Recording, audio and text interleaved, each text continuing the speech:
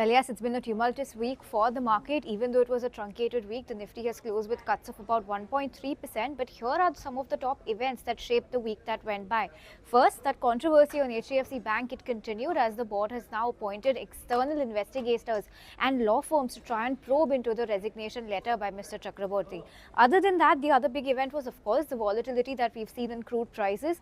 Crude went as high as $114 a barrel, only to drop all the way to 93.5 and then to spike back once again, given the uncertainties that we're seeing on the US-Iran peace deal talks. Other than that, the rupee rout was another big factor to watch out for. Fresh new lows for the rupee every day. Rupee has hit a new record low of 94.84 against the dollars, and it has seen a cut of 1.1% on a week-to-date basis. Of course, FII outflows have contributed largely to this move that we're seeing in the rupee.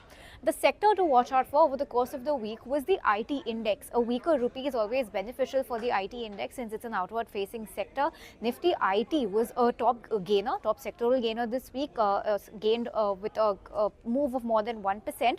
And mid-cap names like OFSS, Coforge, Persistent Systems outperformed the entire IT index.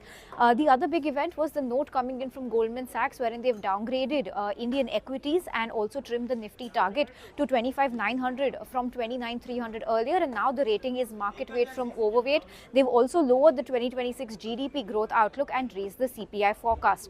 Lastly, the latest event that we saw on Friday was the government shaving off excise duty on petrol and diesel to try and safeguard OMCs from the crude volatility, but no impact on consumers like you and me, no respite to our wallets. The prices at the petrol pump still stay the same. So that's a roundup of all the events that shaped up the week that went by.